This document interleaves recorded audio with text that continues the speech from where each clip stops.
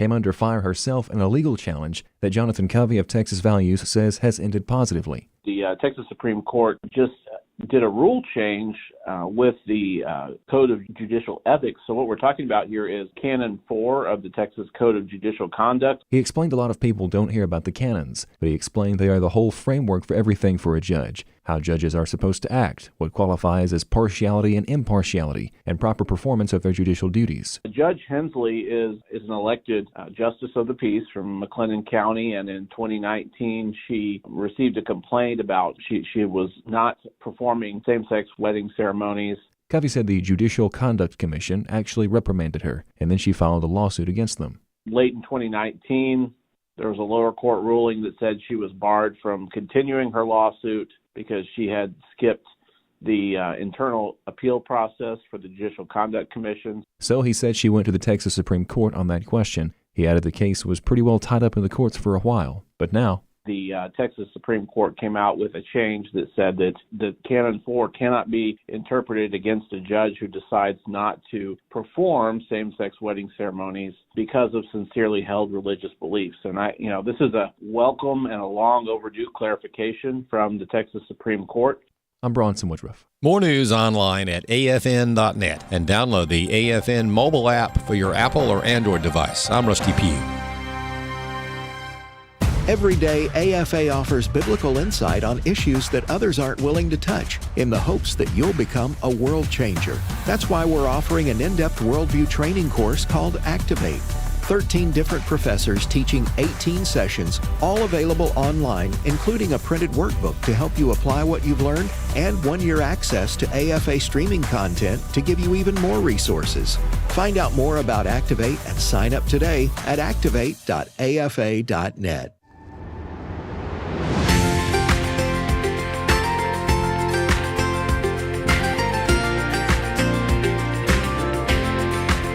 Welcome to Real Truth for Today with Pastor Jeff Schreve, Senior Pastor of First Baptist Church in Texarkana, Texas.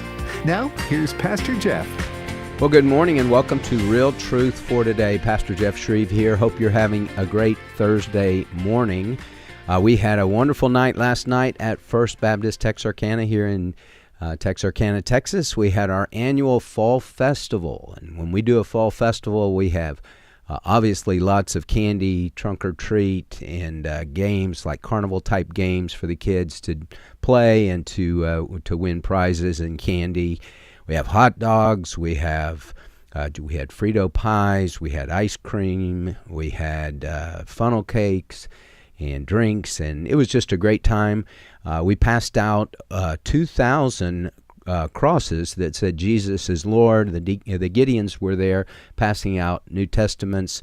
And so we just give the Lord praise. We figured we had probably, 2,500 to 3,000 people on campus. It was windy and cold last night, and so that might have kept some away. But as many had told me as I was walking around, they said, we like it when it's a little colder. Last year it was a little warm and people were sweating, and this time, yesterday, we had to bundle up because it was cold. But what I've noticed is kids handle cold weather pretty well. I used to love cold weather when I was a young guy, and now as I get older, I can't handle the cold. The older I get, the colder I get. And I guess that's just your skin gets thin. I don't know, something like that. Well, I wanted to talk to you today about taking personal responsibility for your life. Do you take personal responsibility for your life? Or do you expect someone else to take responsibility for your life? When we have kids, they come into this world. The Lord blessed Debbie and me with 3 little girls. They come into this world. They take zero responsibility for their lives, just as we all did. We need someone to feed us and clean us and change us and provide for us. We can't do anything for ourselves. And then the goal is that you grow up and you get off mother's milk and you start to eat food and you start to be able to go to the bathroom and clean yourself and all those things.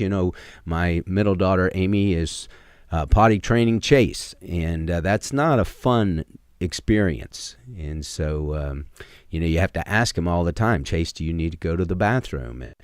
Jack has kind of graduated past the potty training, but, there can still be accidents. And so, you get to where you can take care of yourself, hopefully to the point of you mature to a full adult person, and then you are completely responsible for your life. You're responsible for your decisions.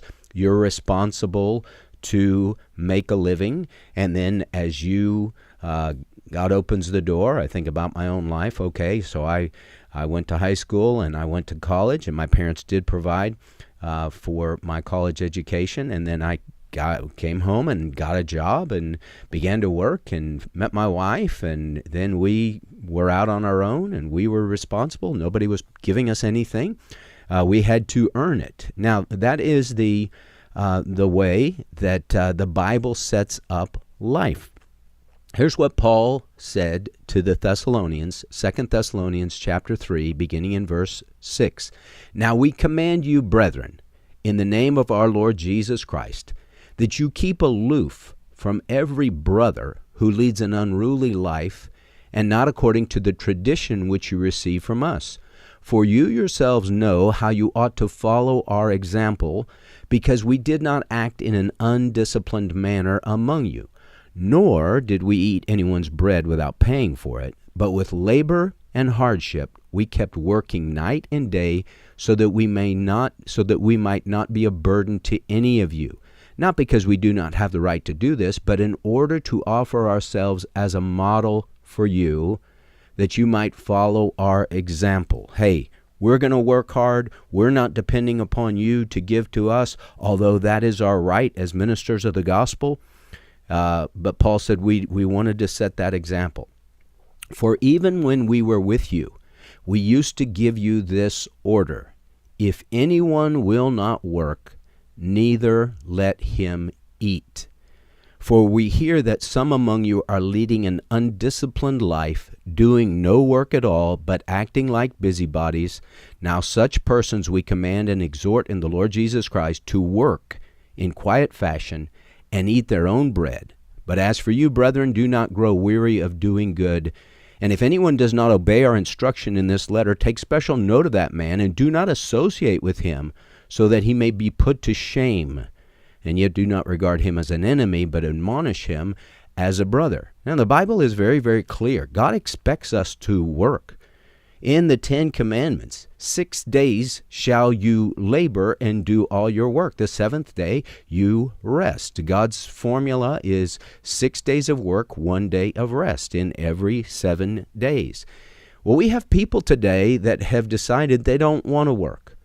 They don't need to work. They're not going to take personal responsibility for their lives. They expect the government to take care of them. That is a sick and twisted and perverted view of life. Jenna Ellis, I was listening to the last segment of her program, and she was talking about all that's going on with the fact that the government shutdown is now into day 30, and November 1st, all those SNAP benefits. SNAP stands for, I had to look it up. We used to call it food stamps. But SNAP stands for Supplemental Nutrition Assistance Program. Sounds a lot better, I guess, than food stamps. It was always called food stamps until they changed it to SNAP on October 1st, 2008.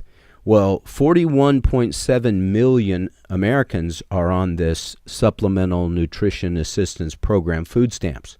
And if those food stamps run out, then what are they going to do? And according to AI, of those 41.7 million, at least 10% of those people are able-bodied people who could get a job. Now, you've heard me say this, and the Bible is clear about this. We are to help those who cannot work. We are not to help those who will not work. There's a big difference between I cannot work, I cannot take responsibility for my life in a particular area because I'm disabled in some way, versus I choose not to. Well, I've seen videos of protesters, and this was during the Summer of Love, the riots in Seattle and other places, Portland. And they would ask one of the rioters, "Hey, what's going on? What do you do for a living?" He goes, not really concerned about that right now. It's like, hey, he was in his 20s. You don't have a job? No, I just protest and loot and destroy.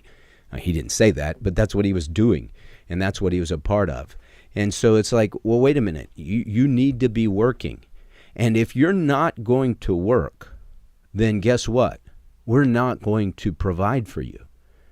And as you've heard me say many times on the program, hunger is a great motivator to get off the couch and get a job.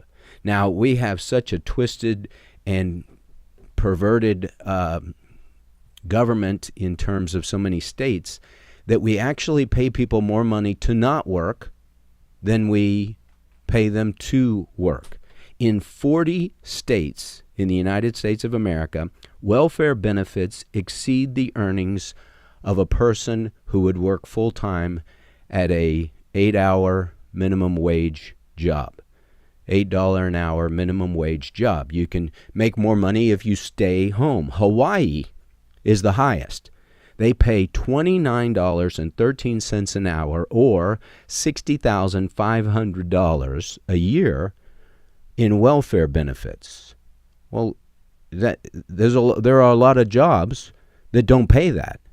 And so I can work full time and make $45,000, or I can do nothing and get on this program in Hawaii and get a $10,000 raise per year. I mean, it's just insane. You're going to pay people more money to not work than you would pay them to work. You know, that was one of the things that caused me some years ago to say, we need to recognize the people in our community who work the hard jobs, the low-paying jobs, the jobs that are critical, the jobs that are involved in the water plants, the jobs that deal with waste removal, solid waste removal, non-hazardous waste removal, the jobs for the city and the county with construction, building the roads and things like that, those hot jobs in the summer, those cold jobs in the winter, and those guys are there day in and day out, and they're making, I don't know how much they make, maybe they make $10 an hour, $15 an hour, whatever it is, $20 an hour, I don't know, but it's not going to be a high-paying job, but they're doing it. And if nobody does it, we're in serious trouble. And so we came up with the Unsung Heroes Luncheon. We do it in December as, couple it with a Christmas benefit. And we say, hey, we want to honor you guys. And we want to say thank you for what you do. And many of them work in the school district, crossing guards. They work in the maintenance department of the school, fixing buses and doing things like that. Those are tough jobs. Working in the school is hard. Being a school bus driver, a public school bus driver, good night. That would be so difficult as you deal with those kids. And we want to say thank you for doing that. And the water plant workers, man, those guys are critically important. The ones that are making sure we have fresh water delivered to the tap, the ones that are dealing with the wastewater, the sewer treatment plants, those guys are important. Those ladies are important. And we need to let them know, hey, we appreciate what you do. And we thank you that you are not just saying, well, forget it. I'll just go on welfare.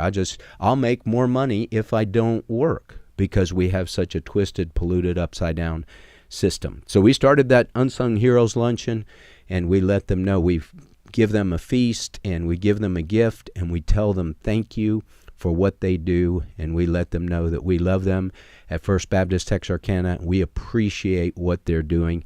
You know, there's something about when you take responsibility for your life, there's just something about it that you go to bed at night and you feel good about yourself. It doesn't matter if, well, I could have made more money if I didn't do anything.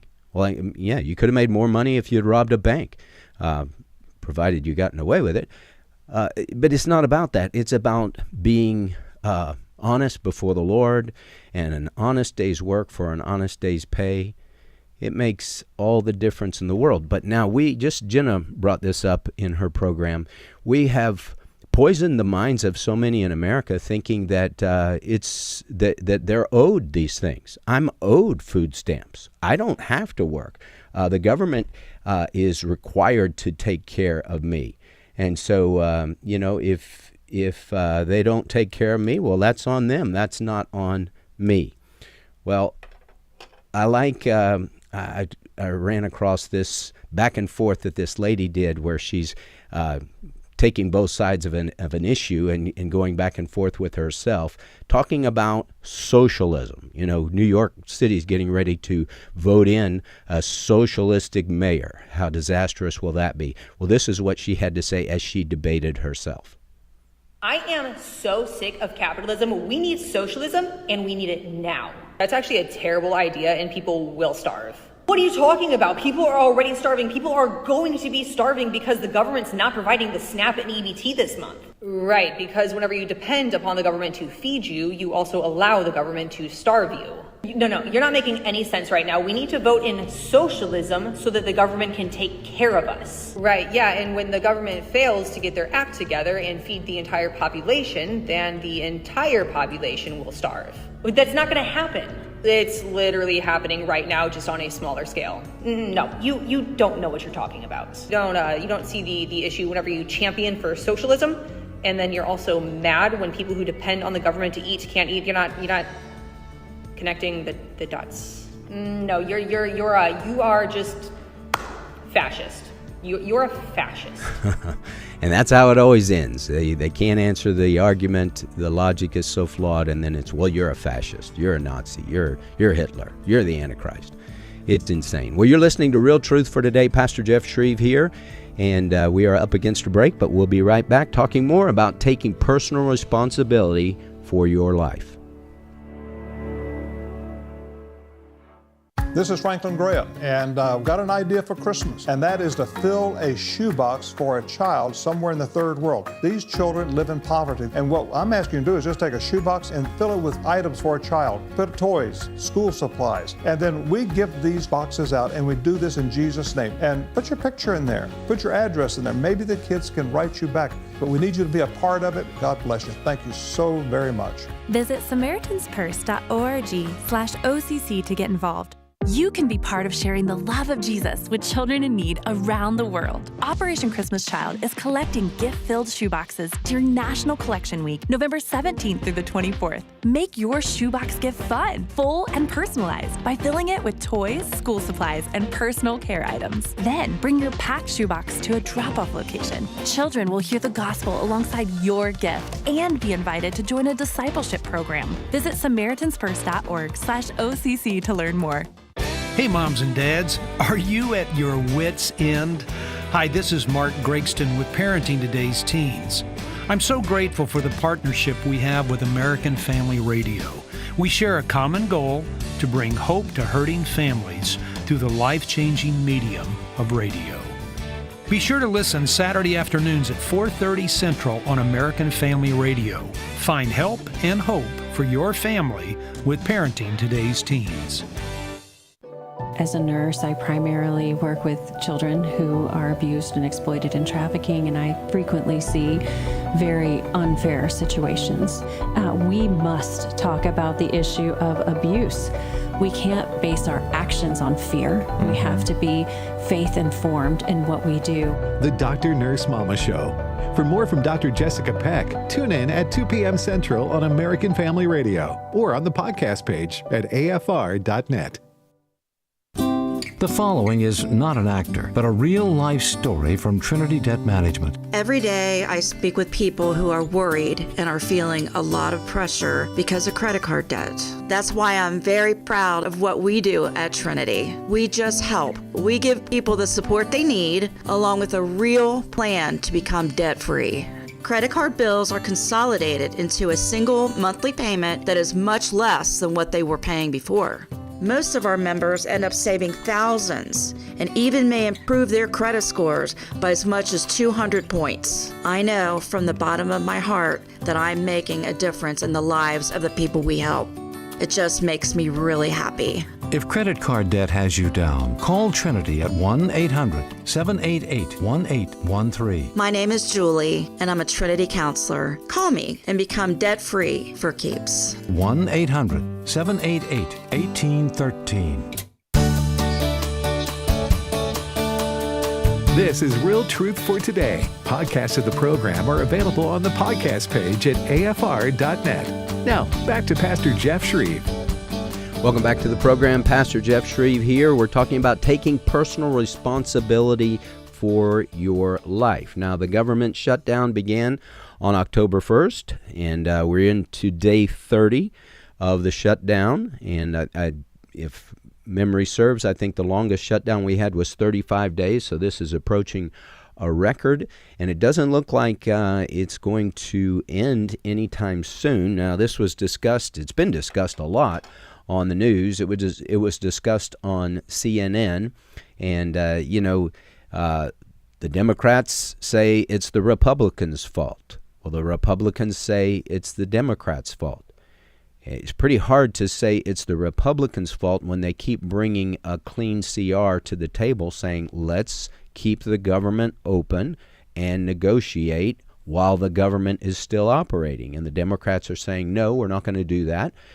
We want all these things, and it's $1.5 trillion added to the national debt over 10 years is what they're asking for, which is just insane when you're $38 trillion in the hole already. To add another $1.5 trillion on government giveaway programs. And so the Republicans are saying no.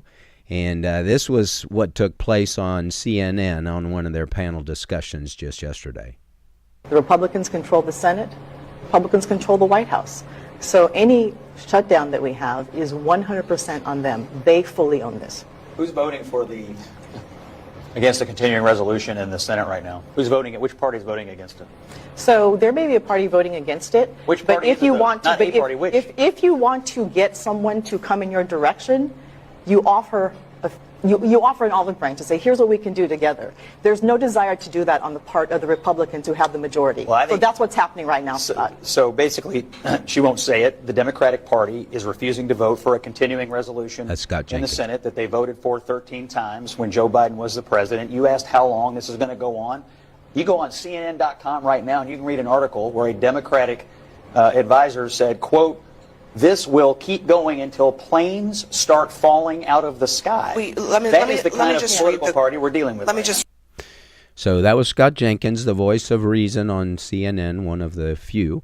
And so he called that lady out that was saying, well, it's the Republicans' fault because they have the majority in the House, they have the majority in the Senate, they have the White House.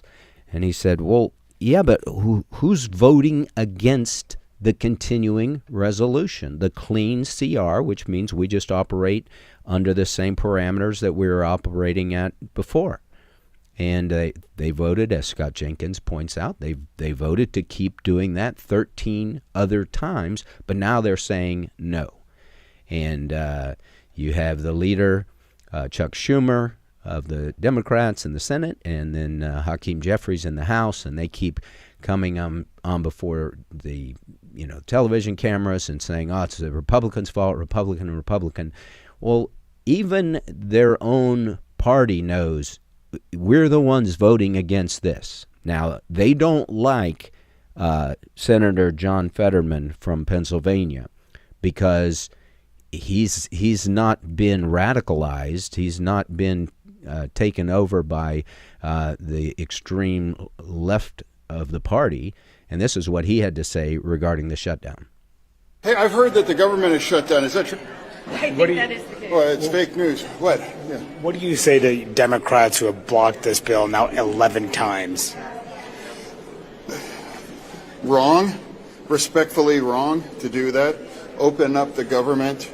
I believe John Thune is an honorable man, and I do believe we could have a serious conversation to talk about extending these tax credits. I've always supported that.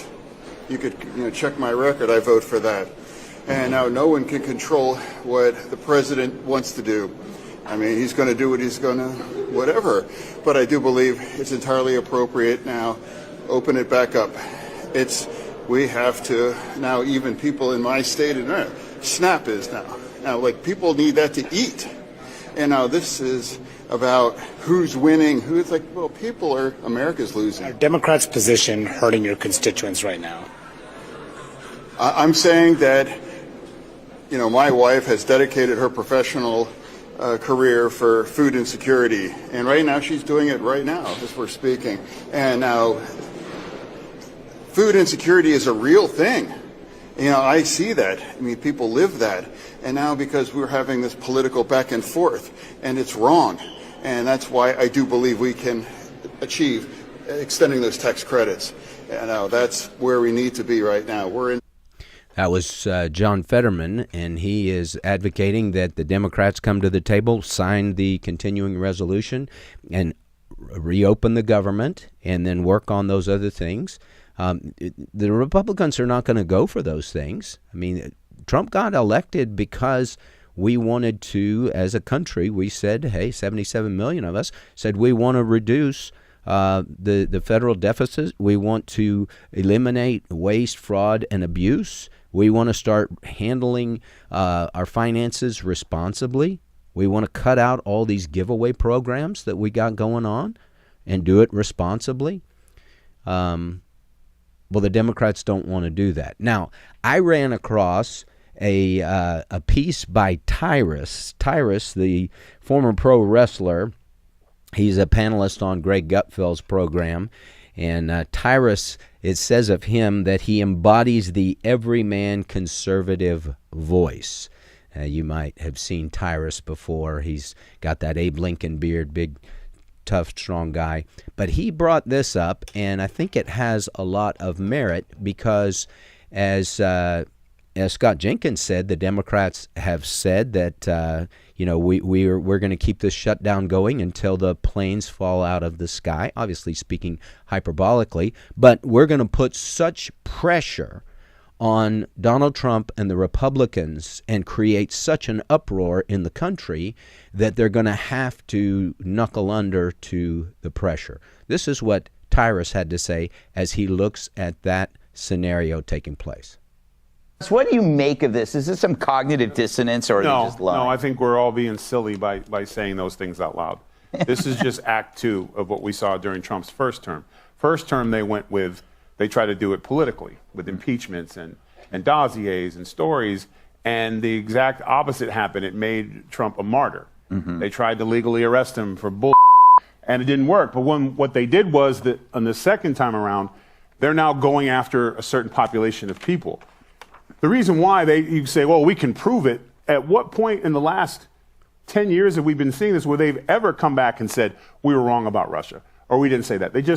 That's not the reason why they're saying it. They're not saying it for rational people to question it. They're saying for people who just read a headline. Mm-hmm. He's Hitler. So then they go look and click. Now you see ICE agents trying to do their job and civilians trying to stop them because they're like Gestapo. So you have that. Now you have those riots. Mm-hmm. And with the government shutdown, the Democrats are not, and no time soon do they want it back because they're going to get the second part of their faith where you're going to have the people who are not getting welfare checks, people who are no longer getting the WIP programs, all the stuff. What do you think the worst of that group's going to do? Yeah. They're going to loot stores. Mm-hmm. So you're going to have anarchy in the street. You have an undersized police force. You have ICE and the National Guard dealing with immigration. So then pretty soon, you're going to have to do what? The National Guard is going to have to deal with just keeping people safe on the street because in the two biggest cities, New York and California, you're going to have complete unrest. Mm. That's their plan. His presidency will be nothing but burning buildings and fires, and eventually it doesn't matter what's next because they will ruin a second term with everybody fighting in the streets, and that's all they're going to see. So they don't have to say, oh, I didn't mean to call him Hitler. They've already done it. They've already convinced. If you convince 5 million people in this country that somebody's Hitler, you can destroy cities with that. Yeah. Look what happened in Minnesota. Mm-hmm. They are running their plan. There is no government. The government shutdown. This is Trump shutdown. They can't stop him because if they worked with him, he would have one of the most successful presidencies in history. So that means what? An easy way for Vance or Rubio or whomever chooses to run the Republican Party? No. So they will destroy it from the ground up with the lower part of our society, unfortunately. I think that is very insightful, and so they don't want to work with Trump. Okay, you became president. Let's work with you to try and make the country as good as it can possibly be. Well, that should be the attitude of every politician.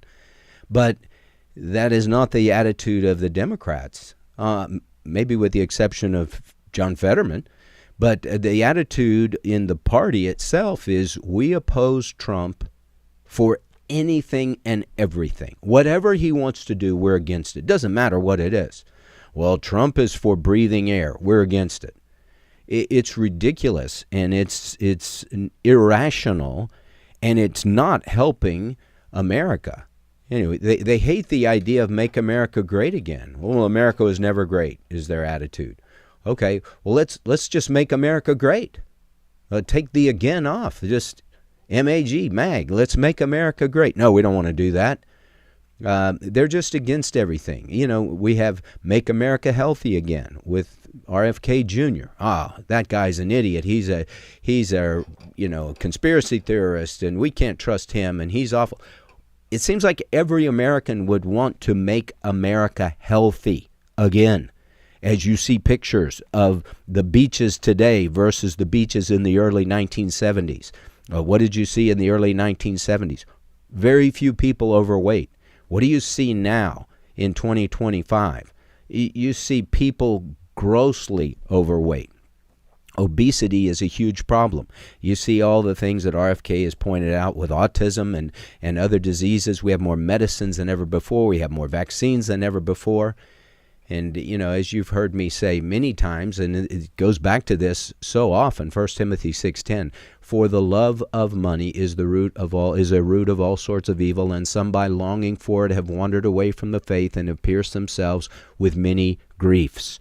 And when pharmaceutical companies say, what we're into is making money primarily, it's not helping people, that is ancillary. What is the most important thing for us is making money. Now, they'd never say it like that, but that's what we're seeing. A doctor friend of mine said, we used to have new antibiotics that would come out, every year or two because, bacteria and things build up a resistance to certain antibiotics.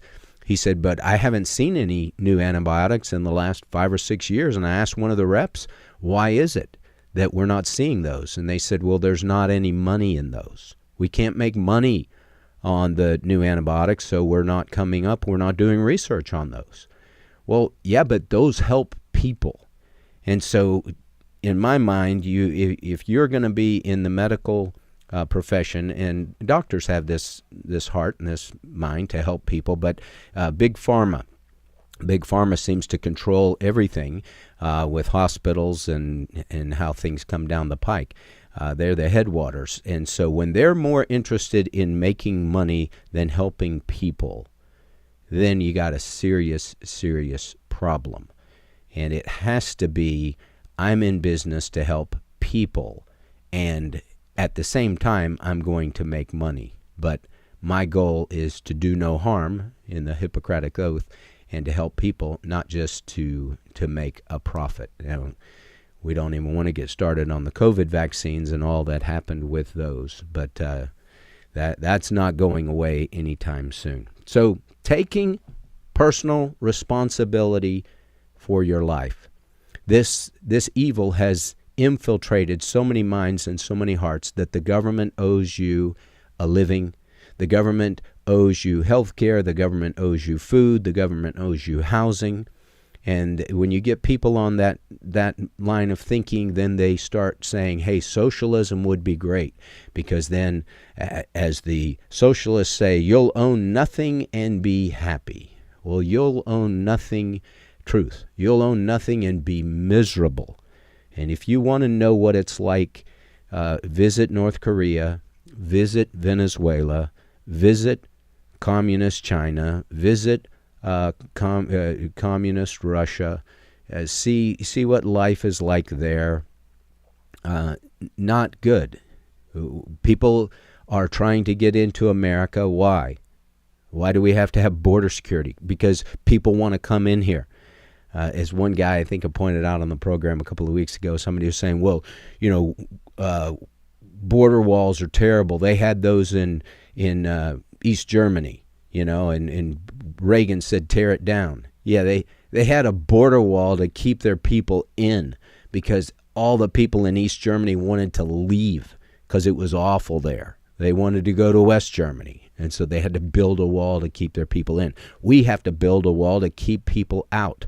And as Charlie Kirk pointed out when he would do his Prove Me Wrong events on college campuses, he'd talk to these kids, do you hate America? Yeah, I hate America. Do you want to leave America? No. It's like, that shows the greatness of America. Even people who say they hate America don't want to leave America.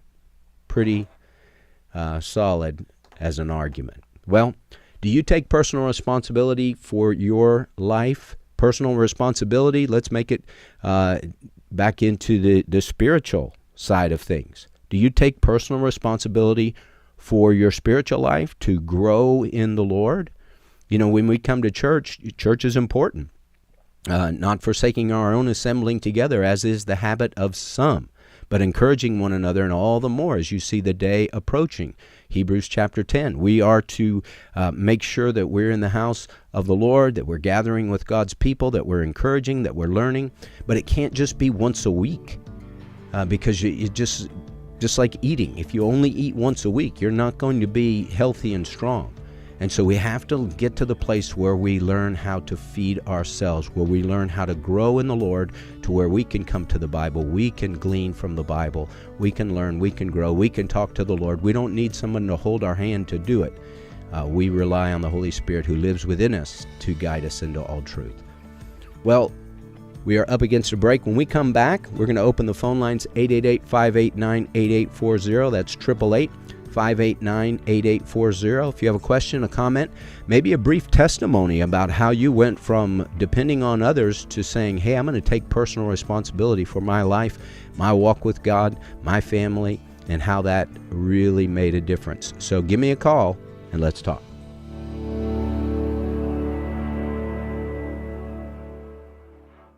Courageous living in turbulent times, the biblical case for cultural engagement, 7 checkpoints on the road to financial freedom, and the seasons of parenting. Those are just a few of the video resources from the AFA Cultural Institute. Find the AFA Cultural Institute videos as well as faith-enriching documentaries and family-friendly movies at stream.afa.net or search AFA Stream at the Apple App Store or the Google Play Store. AFA Action takes attacks on the family seriously.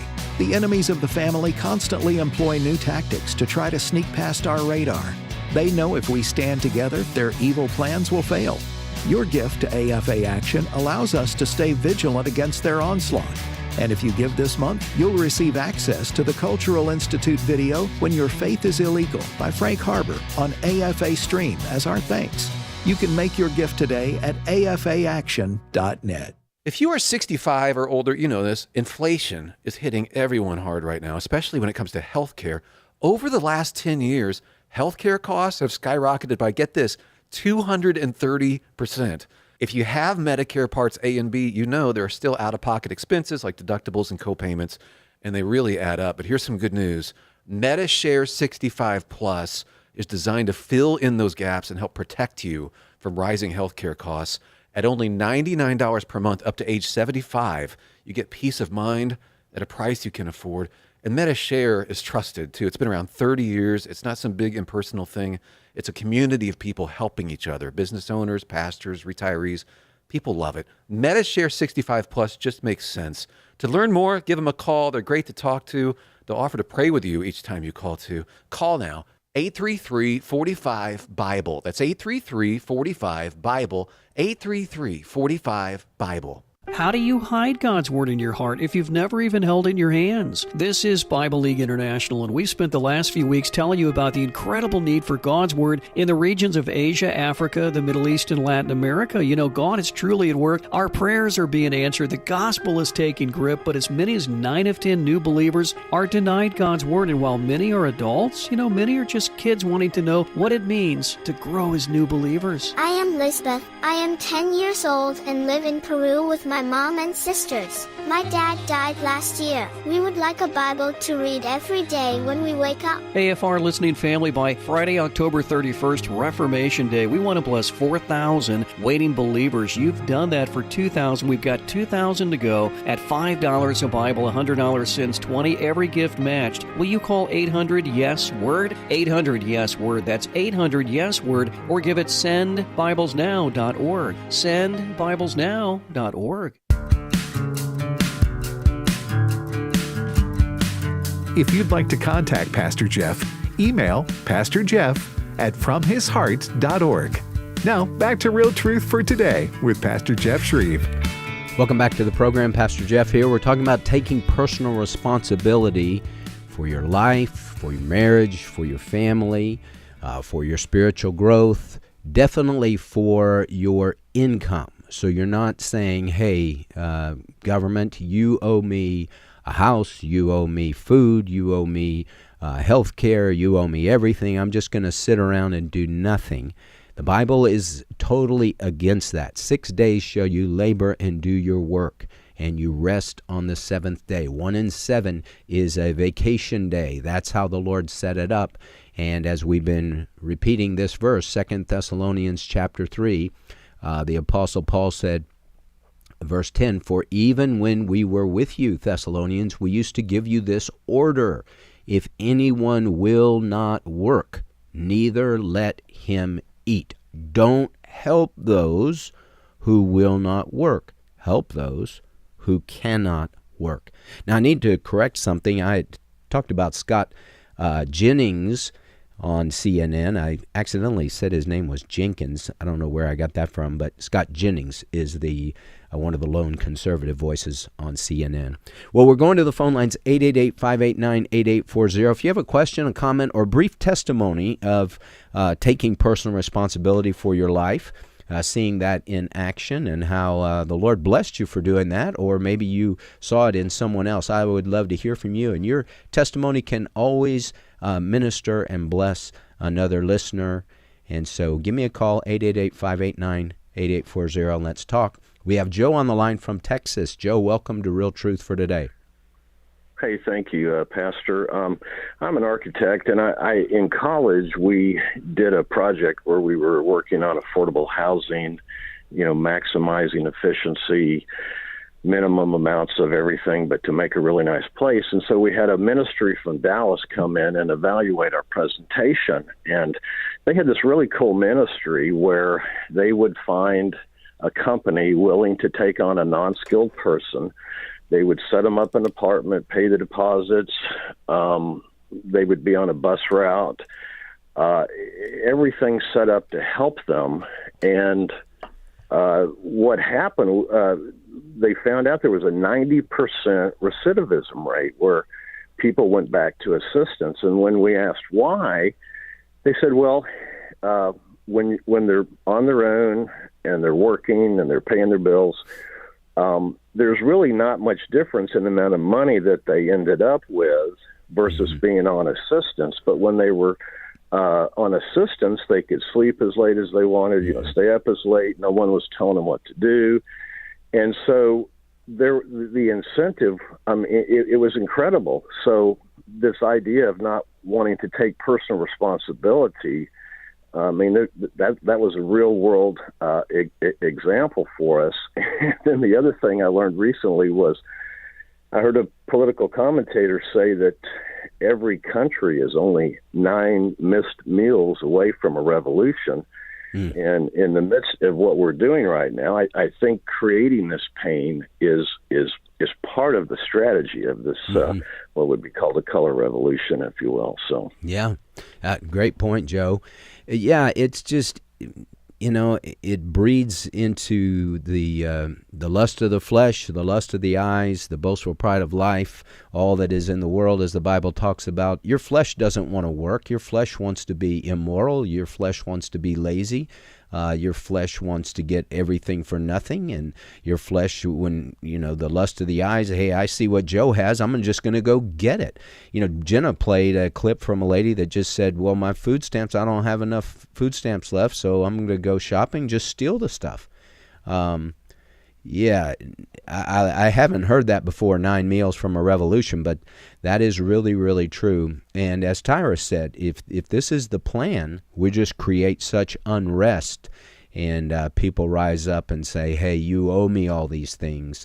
We're in serious trouble. Adrian Rogers used to say, when half of the country doesn't work, and the other half of the country says it does no good for me to work because you're taking all my earnings, then nobody's working, and then we're totally sunk. And so there has to be this attitude that we help those who cannot work. We don't help those who will not work. So I appreciate it, Joe's good comment for sure. Well, we have Henry on the line from New Mexico. Henry, welcome to Real Truth for Today. Hey, how you doing today, Pastor Schreve? Really enjoy your show. Really Thank you, brother. It, man. And I just wanted to kind of just give you an example of what my parents, what they struggled through, and how they helped me, to I didn't follow that path all the time, but I always went back to their example. They lived in a time and a place in East Texas, where there was actual racism. Mm-hmm. And they weren't able to go to restaurants. They weren't able to go to certain places, but they did more with the little that they had than what some people do with the most that they have the abundance that, mm-hmm. and they don't do as much, Right. And what they did have is they did a lot with it. They believed in the Lord. They believed in hard work. They believed in going to work every day, and that's what they instilled in me. Did I always follow that? No, I didn't. But I always went back to that, right? They would say, my mom and dad did this, and me coming back to the Lord made me realize, that, I'm with the Lord. I can do great things. I can do things that my mom and dad did, just to believe in that, and so that's what I wanted to say, that, I look at the people back that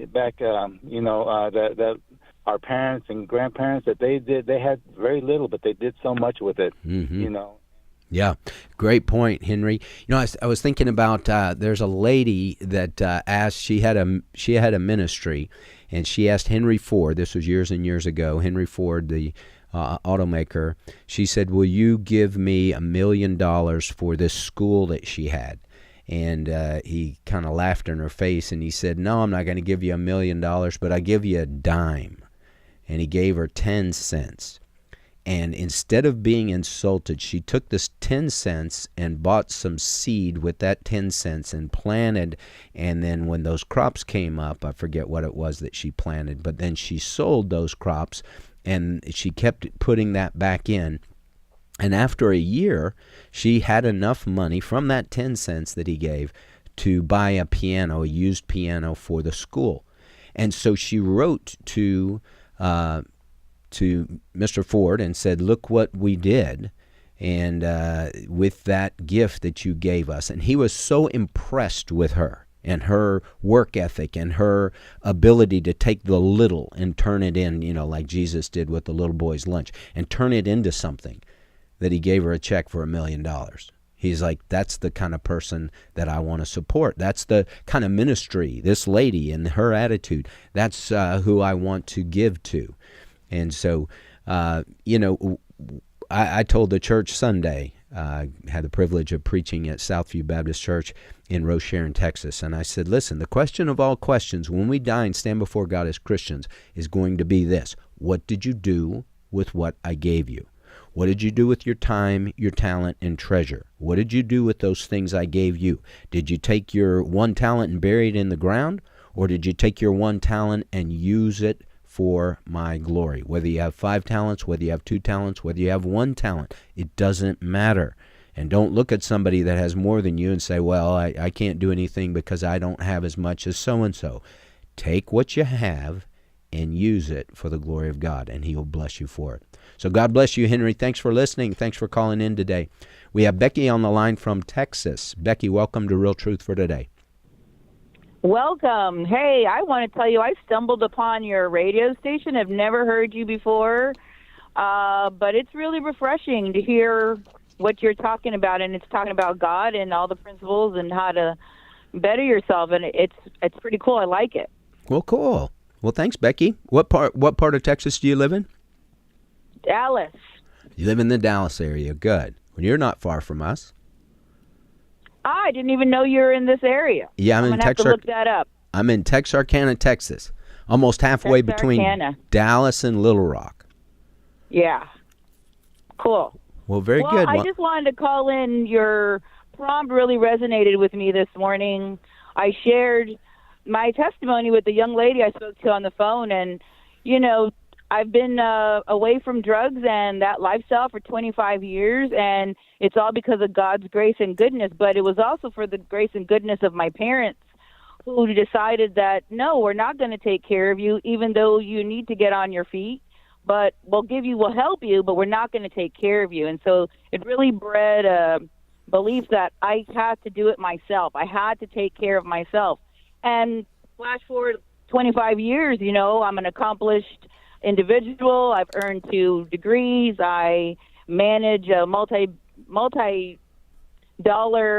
business for another individual, and I'm in charge of people, and it's only by great God's glory. If you would have told me 25 years ago this is who I would be, I would have scoffed. I would have laughed. I wouldn't have believed you. But everything is possible with God. Amen. That's a great testimony, Becky. Well, I'm glad that you called in. I'm glad that you stumbled upon us. I hope you will listen to American Family Radio, and we'd love, if you ever come out this way, if you ever go east and stop by Texarkana, we'd love to have you at First Baptist Texarkana one Sunday. Thank you, and bless all your listeners, and everybody have a wonderful day. Thank you, Becky. God bless you. We have Steve on the line from Oklahoma. Steve, welcome to Real Truth for Today. Yeah, hi, Pastor Jeff. I was just listening to your program today, and those 2 people, I don't know where they were from, the 2 ladies that were debating. Uh-huh. She was debating herself, yeah. Oh, she's debating herself. They were talking about the SNAP benefits. Yes. You know, it was interesting listening to that because it made me think, and this may be a little testimony, but it made me think back in the late 80s. You know, my wife and I got married. We had 4 children in a matter of 7 years. I was working at a job. It was a union job, and I was working in a grocery warehouse as a forklift driver. And I remember we went on strike. And we went on strike. They wanted us to be out there on the picket line. And, you know, you went from making, you know, $16 an hour to where you were getting like this stipend of $40 a week. And this, you know, and I just thought, man, I'm going to get a union job. It's job security. And I'm not knocking the unions. There's a place for them in our country. But here I am. I got 4 little kids. I can't afford to feed 4 kids on $40 a week in 1988. Right. And I just remember my Sunday school teacher was talking to me one day, you know, around that time, and he's like, hey, you might want to start something part-time. And he recruited me into financial services sales, which today I've now built by the grace of God, I've built a successful practice. But what was interesting was I remember going home and telling my wife when we were on strike, I don't like it when someone has control over me not being able to go and work. I love to work. I love to work overtime. I love to, like you were saying, Pastor Jeff, when you put your head on the pillow at night, there's just that sense of fulfillment and that purpose in your soul that, yeah, I might not be rich, but that's okay. I'm going out and I'm doing something productive, and it's, you know, it's good for the mind, it's good for psychologically and everything. And so anyway, I just wanted to share that because what we're doing in this country by giving things to people, money to people that can work, we're hurting them. We're destroying their self-dignity, their self-esteem. And, I mean, it was because of that strike that, and I, you know, I struggled for the first 10 years in financial services sales, but that was 37 years ago. And today, I only see clients 3 days a week, and I'm involved in nonprofits, you know, with prison ministry. I've called in before and talked about prison ministry. But God's used that to not only bless me, but allow me to, you know, give back to, you know. Yeah, that is so good, Steve, and you're exactly right. We're destroying people by giving to them what they should be doing for themselves. I still remember what John Wooden's father taught him, rules for life. He said, never do for others what they should be doing for themselves. You're not helping them, you're enabling them to be lazy and irresponsible. And that's not, the Scripture does not reward laziness and irresponsibility.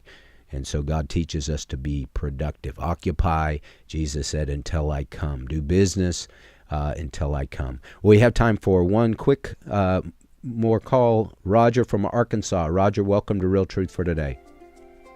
Thank you, sir. What I was wanting to say was you was talking about people being working when they couldn't or whatever. You know, my dad was blind. He worked all of his life. He raised 5 children. He worked at the state capitol as a head chef at the state capitol cafeteria. And he produced a good family. Myself, I have 34 in my family, just in my own family. And my other brothers and sisters has big families, and they all... Yeah.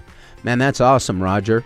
So no matter what your situation is in life, use what God has given you to His glory, and He will bless you for it. Take responsibility for your life. And hey, go out today, shine for Christ, and share what great things the Lord has done for you, and God will use you as His witness. God bless you.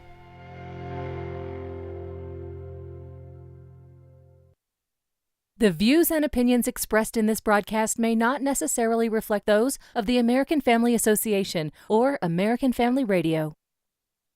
Faith, family, freedom. American Family Radio.